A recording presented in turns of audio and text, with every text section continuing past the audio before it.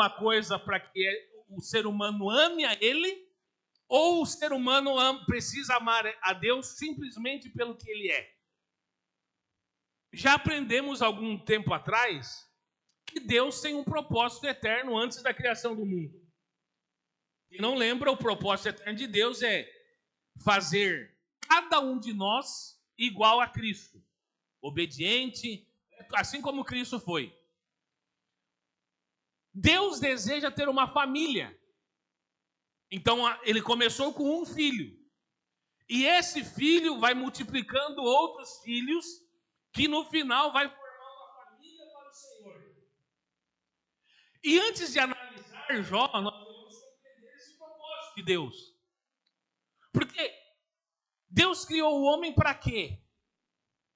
Por que Deus resolve colocar Adão e Eva, primeiro Adão, depois Eva, lá no Éden? Deus nunca desejou apenas criar um ser humano.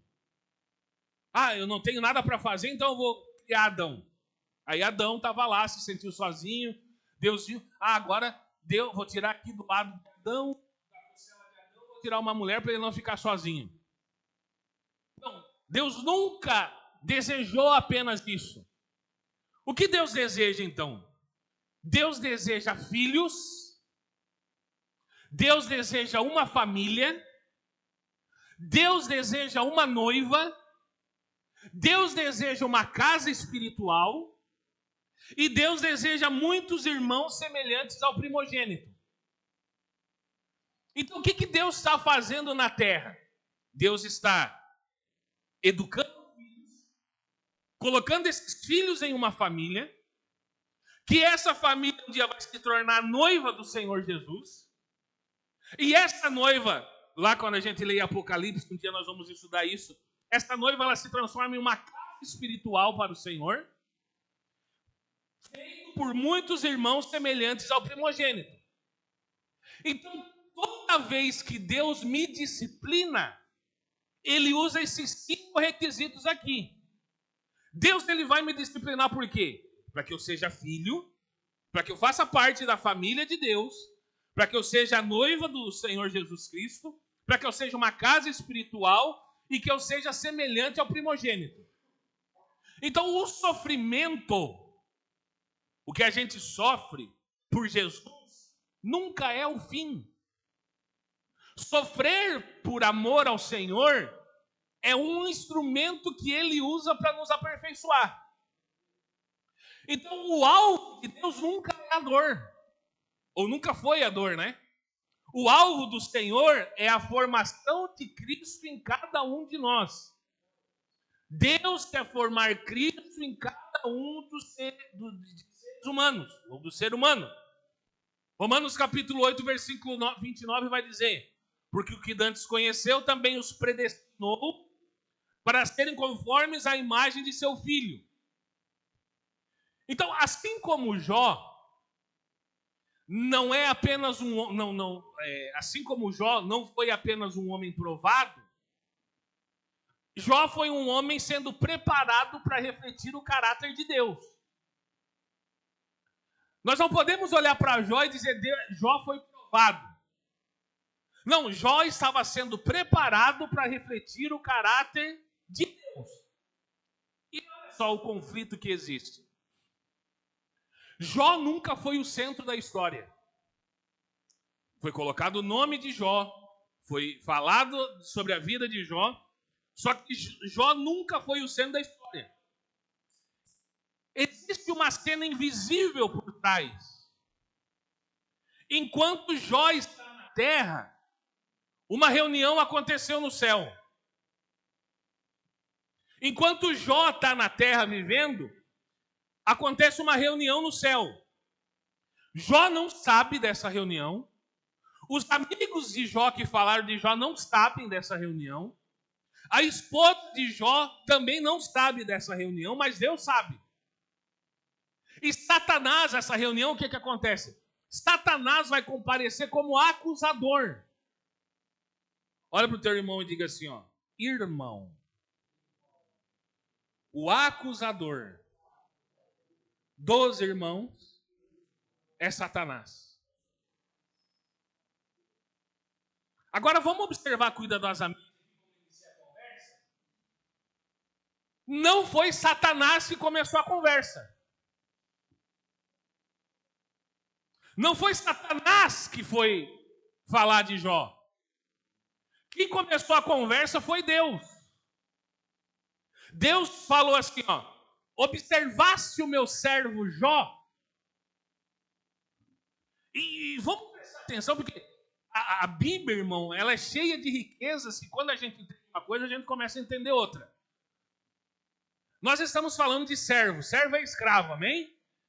Olha o que Deus falou: observaste o meu escravo Jó. E isso tem uma verdade extraordinária por trás. Jó não entrou nessa prova por acaso. O sofrimento de Jó fazia parte do propósito eterno de Deus. Tudo que Jó sofreu fazia parte do propósito eterno de Deus que ele estabeleceu antes da fundação do mundo. Então, a acusação parece, quando Satanás vai fazer, parece que é contra Jó. Lembra que a gente leu e a gente, né? Satanás está acusando Jó. Só que como Satanás vai acusar um homem que é íntegro, reto e temente a Deus e se desvia do mal? Na realidade, Satanás vai acusar Deus.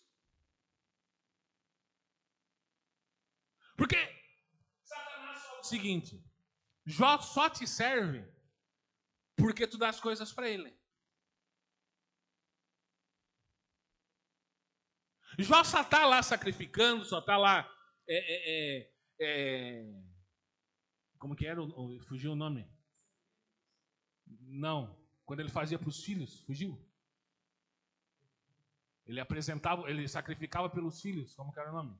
Consagrava, não era outro nome, mas surgiu. Ele só faz isso porque o Senhor o serve em bens. Em outras palavras, Satanás falou assim para Deus: os homens não te amam se o Senhor não der nada a eles. Vamos lá. Satanás chega para Deus e diz assim, em outras palavras: o ser humano só te ama se o Senhor der bênçãos para ele. O ser humano só ama o Senhor se o Senhor proteger eles. O ser humano só ama o Senhor se o Senhor der prosperidade a eles. O ser humano só ama o Senhor e serve ao Senhor se o Senhor fizer milagre na vida deles. Segundo Satanás, se Deus retirar tudo isso, ninguém permanece fiel a Deus. E aí eu pergunto, ele está certo ou está errado?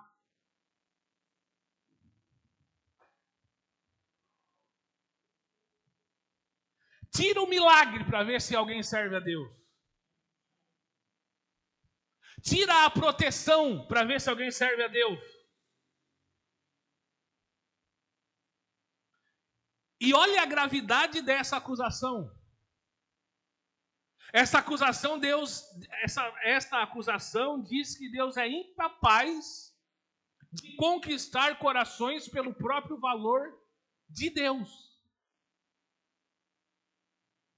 Seria necessário Deus recompensar, comprar, seduzir e subornar, assim como Satanás faz. Aí eu pergunto, irmãos, não é isso que tem acontecido no nosso mundo hoje em dia? Pessoas que aprenderam de uma forma errada e querem continuar de uma forma errada, querendo dizer que se não tem milagre, se não tem prosperidade, se não tem bênção, se não tem outras coisas, não é Deus. E Deus querendo dizer: eu não quero que você me ame por isso, eu quero que você me ame simplesmente por aquilo que eu sou. E sabe o que acontece? Entramos na luta igual Jó entrou. Porque Deus quer mostrar que Ele é suficiente na nossa vida sem nada. Jó demorou 42 capítulos para entender isso. Esses 42 capítulos podem ser 42 meses ou 42 anos. Quanto tempo vai demorar para nós entendermos que Deus é suficiente nele mesmo, e se ele tirar coisas de mim, eu tenho que continuar amando ele? Porque eu preciso aprender a amar a Deus simplesmente por aquilo que ele é. Eu não posso somente amar a Deus, ir às reuniões e servir a Deus quando ele me dá coisas. Então a grande pergunta do livro é: pode Deus formar filhos que o amem sem interesse próprio? Pergunta, irmãos. Vamos perguntar. Pode Deus, repita comigo, pode Deus formar filhos que o amem sem interesse algum?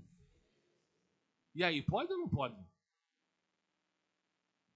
Essa continua sendo a maior pergunta da igreja. Ou para a igreja. Por que eu estou aqui? Por que seguimos Jesus? Porque ele nos cura? Porque ele nos prospera? Porque ele protege a nossa família? Porque ele resolve nossos problemas quando temos problemas?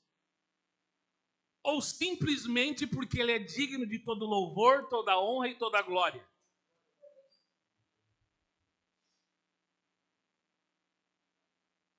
Como nós vamos nos comportar quando Deus tira algo de nós?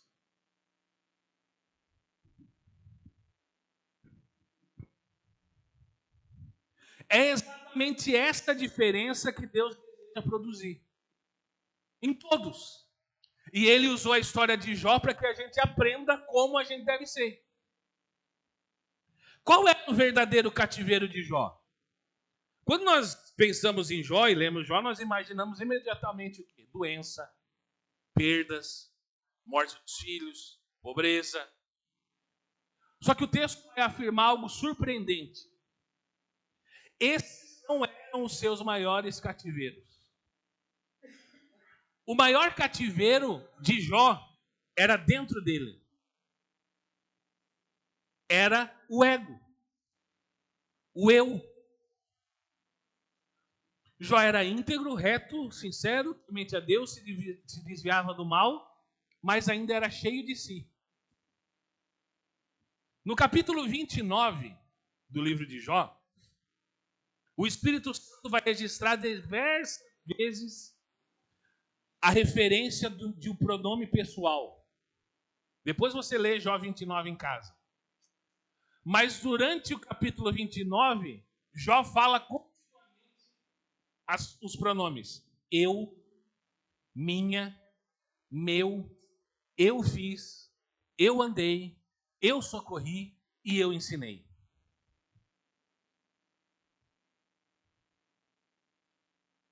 E era isso que Deus queria tratar em Jó. Não era Jó que socorria. Era Deus através de Jó. Não era Jó que fazia, era Deus através de Jó. Não era Jó que ensinava, era Deus que ensinava através de Jó. Não era nada de Jó, tudo era de Deus. Jó só ministrava, Jó apenas era um mordomo. E aí ele dizia, eu fazia. Eu não marquei o versículo, mas tem um versículo que ele diz assim, ó. Eu socorria os pobres.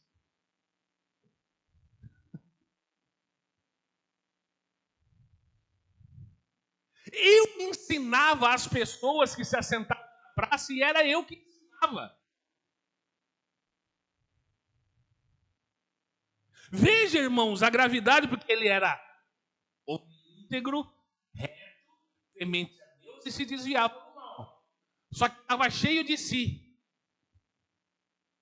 Mesmo quando ele defendia a justiça, o centro era ele. E esse era o cativeiro de Jó.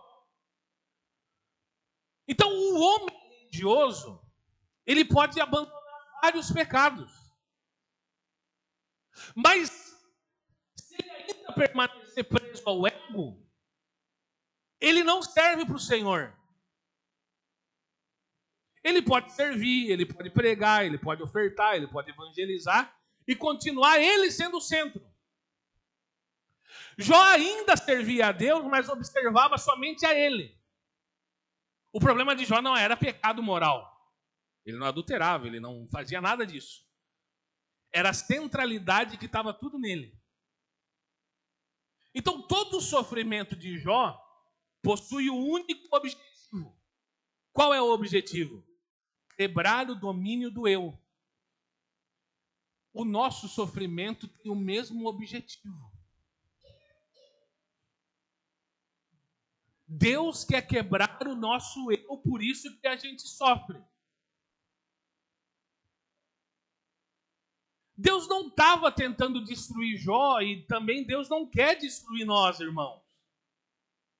Deus estava libertando Jó e Deus está nos libertando também.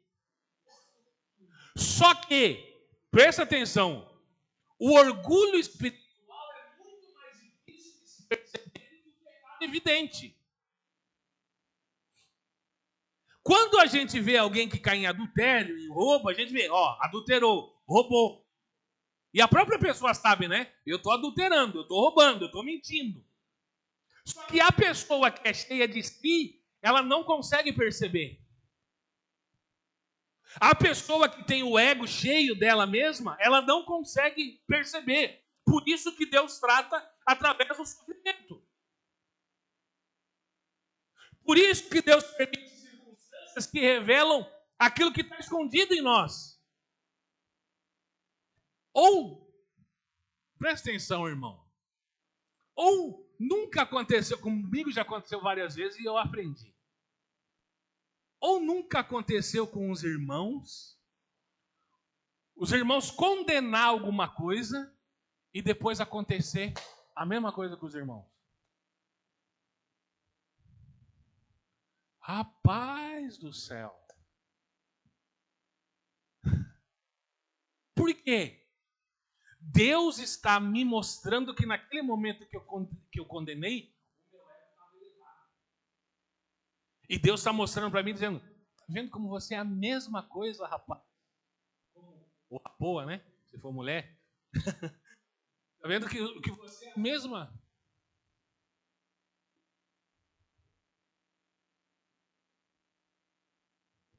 Não entendi. Era pai dos pobres? Misericórdia. Oi? Tá verdade. Meu Deus, já me veio uma revelação mais forte aqui. Mas não posso falar. Eu não posso falar, senão eu vou ser cancelado. Vamos lá, vamos continuar. O que eu estava falando mesmo? O que eu estava falando? Isso, obrigado. Eu condeno alguma coisa e daqui uns dias, daqui um pouco, daqui um mês, daqui 2 meses, acontece a mesma coisa comigo. O que é isso? É Deus mostrando para mim que eu sou tão errado como aquele irmão. E que naquele momento que eu fiz aquilo, o meu ego, somente o meu ego que estava elevado. Por quê? Porque se nós estamos sendo aperfeiçoados para sermos semelhantes a Cristo, Cristo nunca fez isso. Então, por isso que Deus permite circunstâncias que revelam aquilo que está escondido em nós. E glória a Deus, irmãos, porque Deus traz à luz aquilo que está escondido em nós, porque quando vem a luz, é o momento que Deus está tratando a gente. Então, olha só. Jó 42, versículo 5, Cleiton.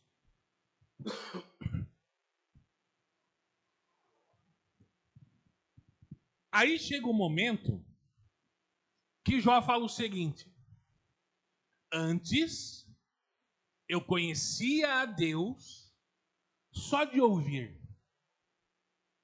Agora os meus olhos vem. E essa talvez seja a maior transformação dos 42 capítulos. Não mudou apenas uma situação, mudou a visão de Jó. Ele deixa de conhecer informações sobre Deus para conhecer o próprio Deus. E isso muda tudo. O que muda, pastor? Muda que a igreja hoje, do ano 2026, ela conhece muitas informações sobre Deus. Só que não conhece o próprio Deus. Não tem relacionamento com o próprio Deus. Então, ter informações sobre Deus é eu continuar vivendo uma mentira. Porque eu posso ter informações sobre várias, sobre N coisas, e não conhecer a fundo aquelas coisas. Então, pessoas têm informações de Deus, só que não conhecem Deus a fundo. E aí, olha só o que diz no versículo 6. O que Jó vai falar. Antes eu conhecia Deus só de ouvir falar, agora os meus olhos veem. Por isso me abomino e me arrependo no pó e na cinza. Ele fala, eu abomino-me, porque eu passei tanto tempo sem ver Deus. Eu me abomino porque eu passei tanto tempo sem ter comunhão com Deus. E achando que eu era o cara. Porque, irmão, ele podia se achar que ele era o cara. Porque Deus, a única pessoa que Deus dá testemunho na Bíblia é Jó. Homem íntegro, reto, temente a Deus e se desviava do mal. Então, ele não está dizendo que odeia a sua existência. Ele está reconhecendo que o seu velho homem foi desmascarado. O velho Jó foi desmascarado, por isso ele se abominou. E ele pensou assim, por que eu deixei esse velho homem viver tanto tempo em mim? Eu me abomino por isso. Porque existia um homem novo querendo viver e eu dava alimento para o homem velho. Agora ele percebe que algo que antes ele jamais tinha visto. O problema nunca foram as circunstâncias, no coração dele. Aí a Bíblia vai afirmar no versículo 10. Nós lemos, né? Mudou o Senhor o cativeiro de Jó quando orava pelo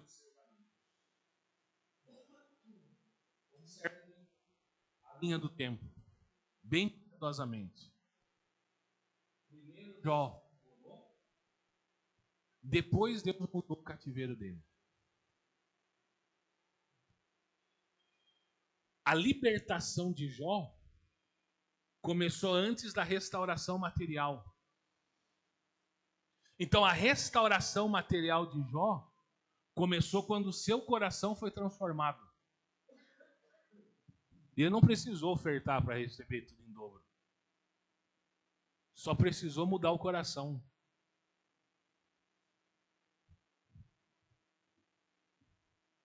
E por que Jó orou pelos amigos? Os amigos que acusaram ele. Está em pecado. Ele fez alguma coisa errada. Para estar sofrendo desse jeito, olha, não sei não. Por que Jó orou pelos amigos? Porque naquele momento o coração dele já não estava mais preso nele mesmo. Irmão, imagina. A pessoa fala mal de você. Diz que você está em pecado. Que você está errado. E aí você vai orar por ela. É o Charles ou é Cristo através do Charles fazendo isso? É porque o Charles mataria. Só que o Cristo abençoaria. Antes Jó só via a dor dele. Agora ele viu a necessidade dos irmãos. E essa é uma das maiores evidências de cruz de um ser humano. Quando ainda vive preso, todos nós sofremos, amém? Todos nós temos problemas. O único que não tem problema é o Cleidson. O restante todos nós temos. Então, se nós ficarmos presos ao nosso sofrimento, dificilmente nós vamos interceder sinceramente pelos outros.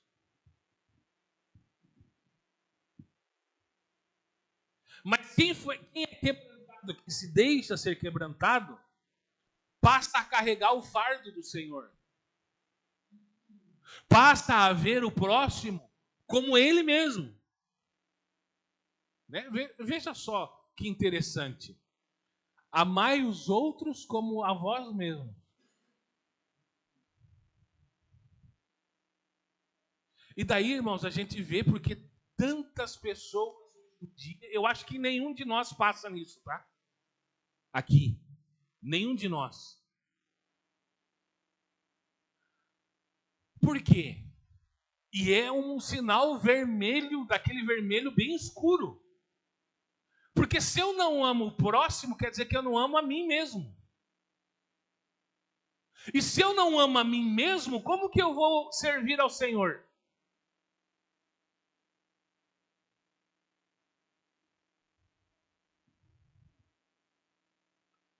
Então, quem foi quebrantado começa a carregar esse encargo do Senhor. E aí o texto que nós lemos lá em Hebreus 12 ensina que Deus disciplina todo filho que ele ama. E por que ele disciplina todo filho que ele ama? Ontem eu peguei uma menina de 17 anos que estava numa balada e estava indo para casa e ela ligou para o pai, né? Na minha frente, dizendo que estava indo, que a amiga ficou em casa e tal. Ficou em casa, não, ficou lá ainda e ela estava indo sozinha. E o pai começou a brigar com ela, porque ela deveria ter voltado com a amiga. E ela dizendo, pai, mas eu estou dentro do carro aqui, estou indo para casa. Aí ela falou, provavelmente pela situação o pai desligou o telefone na cara, daí ela disse assim, hoje eu vou levar a maior bronca da minha vida. Aí eu pensei, eu vou repreender ela em amor, né? Vou falar a verdade para ela com jeitinho. Né? O jeitinho que só o Charles sabe falar. Aí eu disse para ela, quantos anos você tem? E ela falou, 17. Eu disse, pois é. Mas você me cuidar, ela falou. Olha só como a gente se comporta como um adolescente de 17 anos às vezes. Quando alguém vai dar um conselho para nós, a gente já diz, mas eu sei me cuidar. Mas eu sei fazer. Eu sou responsável pelas minhas decisões. Aí eu disse a ela o seguinte. Eu disse assim, é normal de filha. Você deveria de se preocupar se o seu pai não se preocupasse com você. Eu disse, isso daí vai passar logo, eu falei para ela. Eu disse, eu tenho uma de 26 anos em casa que às vezes eu também me preocupo com 26 anos. E você tem 17. E ela falou, mas eu sei me cuidar. Eu disse, mas isso é de pai. E você só vai entender isso que seu pai está fazendo hoje quando você tiver o seu. Aí eu disse para ela o seguinte, na verdade, eu falei para ela assim, ele não está preparado para te perder para outro homem. E isso é a verdade. Daí ela disse, mas vai perder. Eu disse, mas ainda não é hora, né? 17. Então por isso que ele se preocupa. E Deus se preocupa com a gente da mesma forma. Só que para Deus não tem homem, não tem mulher. Entende? Ele se preocupa conosco nos mínimos detalhes. Por quê? Porque ele sabe que tem um fora que querem seduzir também. Ele sabe que Satanás vem com as suas artimanhas para seduzir os filhos dele também. E por isso que o autor aos Hebreus diz que Deus disciplina porque Ele ama, não porque Ele quer punir. E eu mandei para os irmãos repetir ali, por que Ele disciplina? Para nós sermos santos participantes da santidade dEle. Porque imagina, irmão, se Ele não nos disciplinasse, nós iríamos estar fazendo o que a gente quer. Usando a Bíblia dizendo, sou livre, posso fazer tudo. Mas Ele nos disciplina e Ele ensina o caminho certo para nós sermos participantes da santidade dEle. E enquanto a gente não entender que é isso, a gente vai sofrer. Enquanto a gente não entender que o sofrimento não é o alvo, e sim ser transformado como Cristo é o alvo, a gente vai sofrer. E qual que seria o maior perigo da nossa vida hoje? Nós podemos buscar Deus por várias coisas. Né? O que a gente quer? A gente quer paz. Quem quer paz? A gente quer saúde. A gente quer milagres. A gente quer portas abertas. A gente quer prosperidade. E tudo isso pode ser legítimo. Porque Deus faz tudo isso. Só que isso não pode ser o motivo. O centro, o motivo tem que ser Deus. E aí isso aqui acontece naturalmente.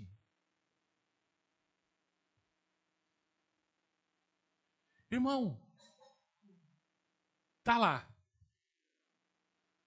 Só se a gente for um pai e uma mãe muito ruim mesmo. Mas tá lá. O Azaf, tá lá o Abner, a Vitória, o Pedro, o menino ali. Aí, como pai, como mãe, vocês não sabem o que o filho de vocês precisa? Aí presta atenção. É o teu prazer o teu filho ficar implorando pela coisa que ele quer? Agora você acha que Deus tem prazer de ver um filho implorando? Senhor, eu te imploro por uma casa. Senhor, eu te imploro por um emprego. Ele sabe que você precisa, irmão. Só que você não está colocando ele na frente. Você não tem relacionamento. Nós não temos relacionamento com ele. E por não conhecer ele, a gente fica fazendo essas coisas e perdendo o foco das outras. E quando Deus se torna suficiente, as bênçãos passam a ser naturais. Irmão, deixa eu falar uma coisa para você. Deus não te abençoa por você ser obediente.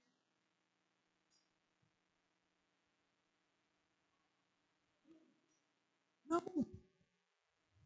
Ele sabe o que você precisa.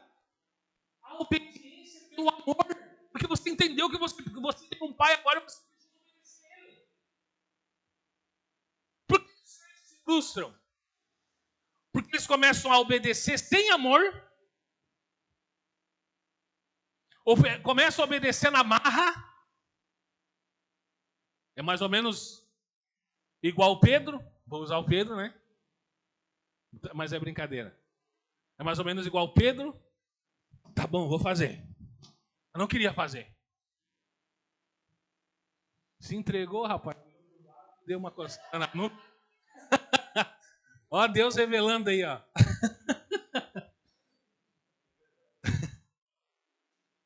E tá cheio de crente assim. Ah, eu vou cultuar hoje, mas não queria. Vou orar hoje, mas não queria. E aí, por fazer obrigado, vai cobrar Deus depois. E aí Deus está vendo que que nós não estamos fazendo por amor. E se Ele é amor, como Ele vai recompensar algo que não é feito em amor?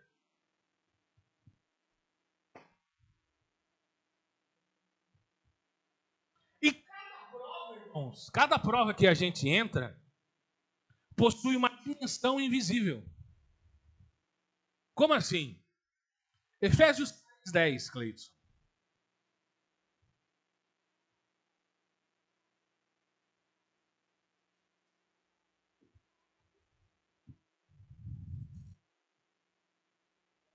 Olha só.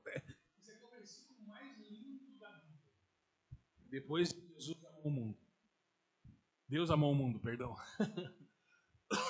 Olha só. Para que agora, pela igreja, a multiforme sabedoria de Deus seja conhecida dos principados e potestades dos céus. Olha só. Pela igreja,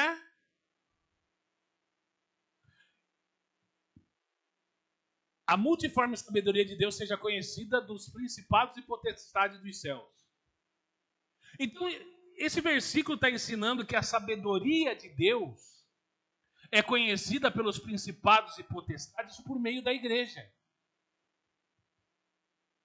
Assim como Jó respondeu diante do mundo espiritual, a nossa fidelidade glorifica a Deus em um reino invisível. Cada vez que nós viemos a uma reunião, a gente está mostrando para o mundo espiritual que nós entendemos a multiforme sabedoria de Deus e que é através da igreja que principados e potestades conhecem ela.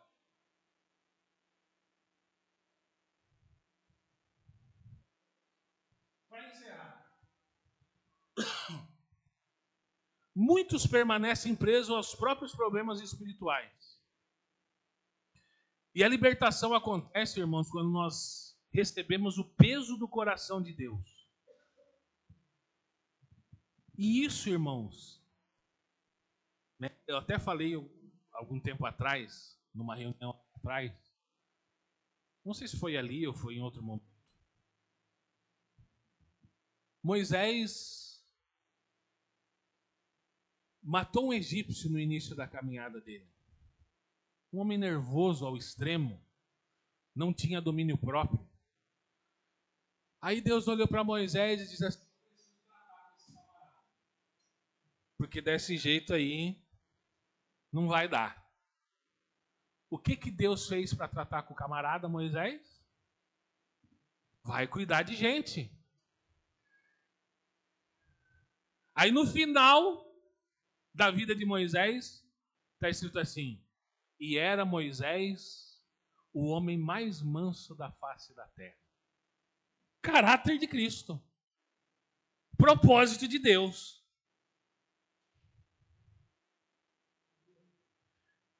É o caráter transformado. Vai cuidar de gente, irmão.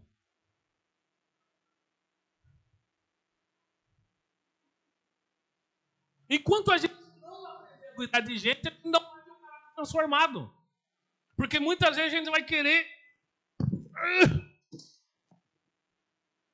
Mas daí a gente vai lembrar, não. Cristo não faria isso. Vem cá.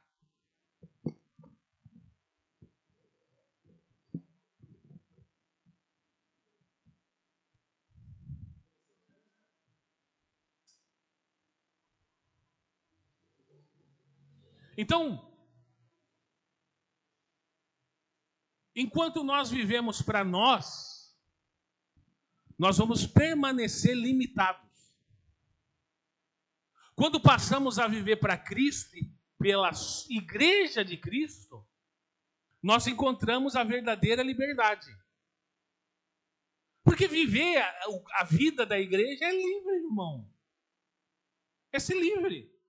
É eu entender, né? Ontem eu falei ali atrás, quando a gente teve a reunião de manhã. Eu queria estar aqui? Não. Estava com o olho desse tamanho. Eu acho que eu estava com a cara desse tamanho, inchado. Mas eu não queria estar. Só que eu sabia que eu tinha que estar. Então, é isso a liberdade. Então, as lições dessa noite, quais são? Nem toda prova é disciplina pelo pecado. Às vezes, é treinamento. 90% é treinamento para a gente amadurecer. Outra lição: Deus está mais interessado em nosso caráter do que no nosso conforto. O que adianta ter um filho confortável com caráter podre? Deus está mais em... Primeiro, Ele quer transformar o nosso caráter para depois o conforto. O maior inimigo nem sempre é Satanás. O maior inimigo nosso, frequentemente, chama-se ego. Deus deseja filhos que o amem pelo que Ele é, não pelo que Ele já fez ou Ele faz. O sofrimento pode ser um instrumento de revelação. Na dor, descobrimos quem realmente ocupa o centro do nosso coração. Às vezes, acontecia muito quando, na época de jovens, né? E isso pode acontecer, né? Quando cresceu os jovens e tal. Às vezes, o menininho, a menininha vem no jovem, vem na igreja só por causa de começar a namorar. Tá vindo errado.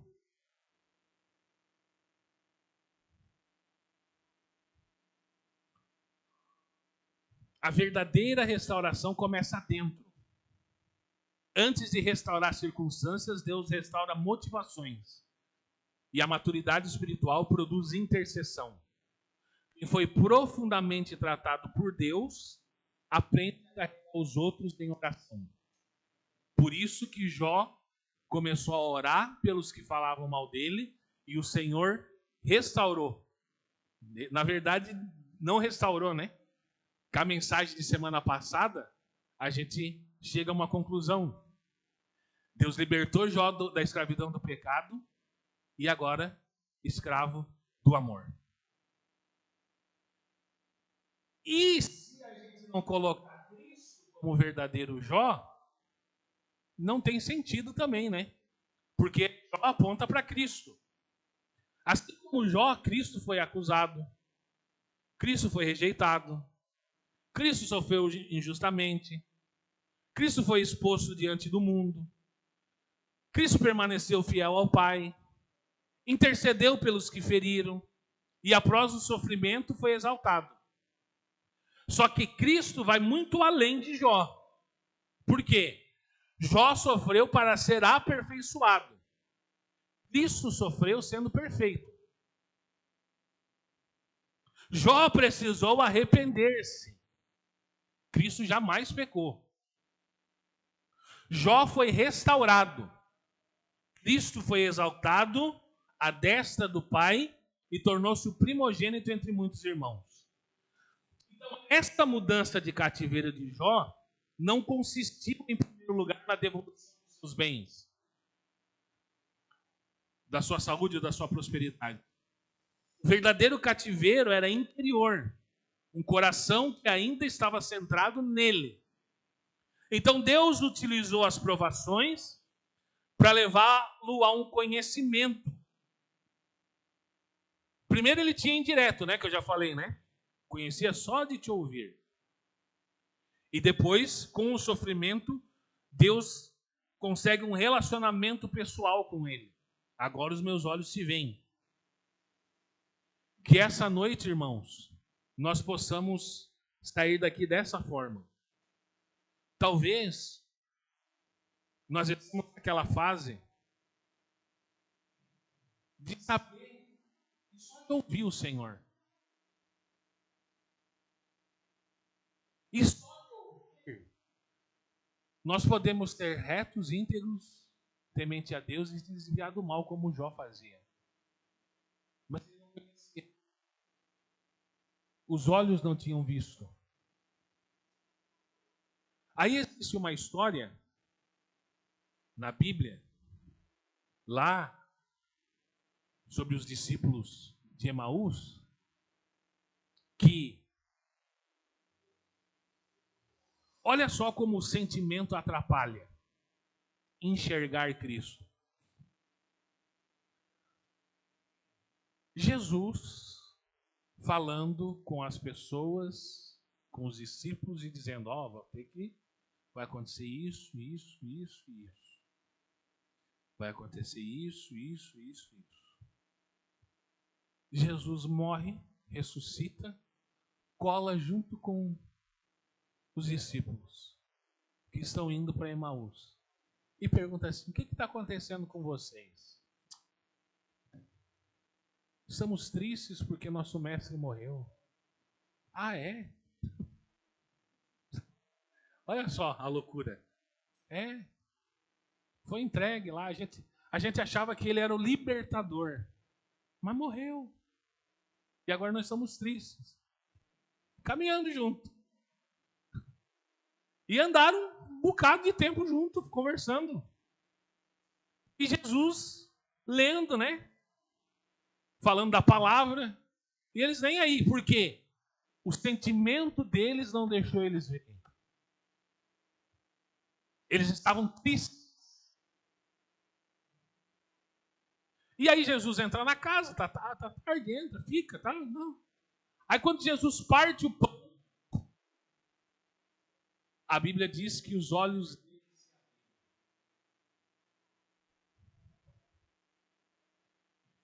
e quando os olhos deles se abrem, daí eles começam a perceber os sinais que ele havia dado, né? Por acaso não ardia o nosso coração quando ele falava da palavra no caminho?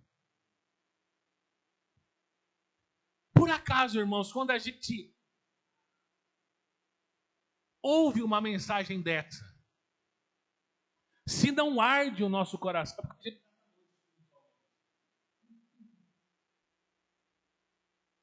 mas às vezes a tristeza, os sentimentos, as coisas que estão dentro de nós, impedem a gente de entender que Cristo falando conosco.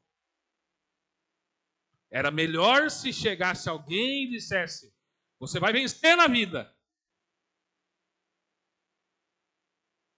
Deus tem um propósito na sua vida. Todo mundo fala isso, mas ninguém explica qual é o propósito. O propósito é te amassar. Porque ninguém tem coragem.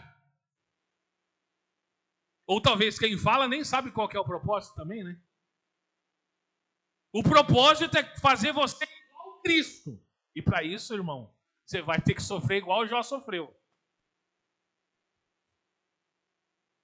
Então, que o nosso coração arda verdadeiramente e a gente possa sair e partindo o pão daqui a pouco, a gente possa enxergar esse Cristo que tanto tem se preocupado conosco, querendo nos ensinar, querendo nos mostrar e querendo nos dizer, eu me preocupo com você, cara.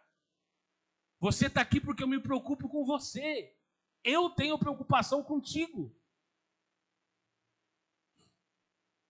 Feche seus olhos.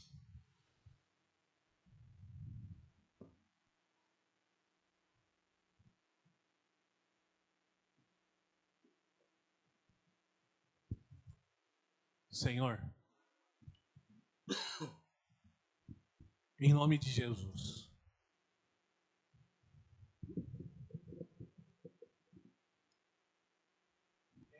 meu Senhor, que essa noite nós tivemos várias respostas para as nossas vidas. É provável, Senhor, que essa noite, quem dera a todos aqui, mas talvez alguns amadureceram um pouco mais no Senhor. Obrigado por isso. Eu entrego a palavra ministrada ao Senhor, porque é somente o Senhor que pode fazer. E a palavra nunca volta ao Senhor vazia. Essa palavra, ela foi liberada pelo Senhor por um propósito. Por isso que eu devolvo ela ao Senhor. Que ela cumpra o propósito para o qual ela foi enviada. Porque nós entendemos que é uma palavra rema. É a palavra da boca do Senhor para a igreja. Mais uma vez, perdoa as vezes que nós viemos na reunião para pedir coisas. Perdoa as vezes que obedecemos ao Senhor, esperando que o Senhor nos recompensasse. Ah, Senhor, se nós soubéssemos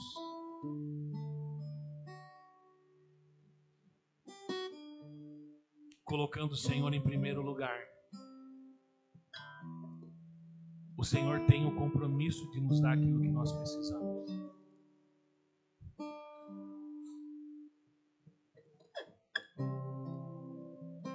E aí, Jesus falou quando esteve aqui na terra: olhe para os pássaros.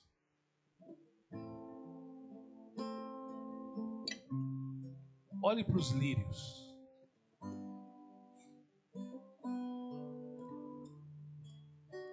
O Pai Celestial sabe do que eles precisam. Mas o que chama atenção, ou deveria nos chamar atenção, Senhor, é a situação dos pássaros. Porque a primeira coisa que um pássaro faz pela manhã, quando acorda, é cantar.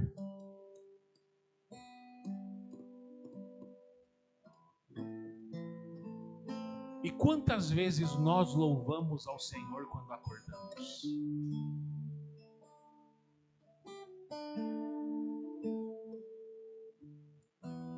Amanhã é segunda-feira e muitos acordam pela manhã e dizem: segunda-feira.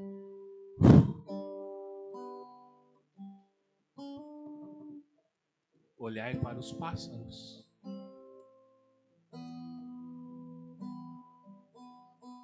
Nos ensina a fazer diferente, Senhor. Nos ensina a primeira coisa que fazermos pela manhã: louvar ao Senhor. Sabemos e reconhecemos que não é fácil, mas que essa palavra fique guardada na nossa mente e no nosso coração, para que a gente comece a fazer a diferença e diferente. Em nome de Jesus, Pai, que assim como Jó sofreu, orou pelos amigos e o Senhor mudou o cativeiro, que o Senhor mude o nosso cativeiro. Não mais escravos do medo, não mais escravos do pecado, mas sim escravos do amor em Cristo Jesus. Muito obrigado, Senhor, em nome de Jesus Cristo. Amém. Amém? O seu Ronaldo vai passar o pão. Você pega um pedaço do pão. A ceia é do Senhor. E se você está em paz com você e você entende que esse pão é o corpo de Cristo, você está livre para participar. Pegue o pão, quebre o pão, um pedaço do pão e espere para nós orarmos todos juntos em nome de Jesus.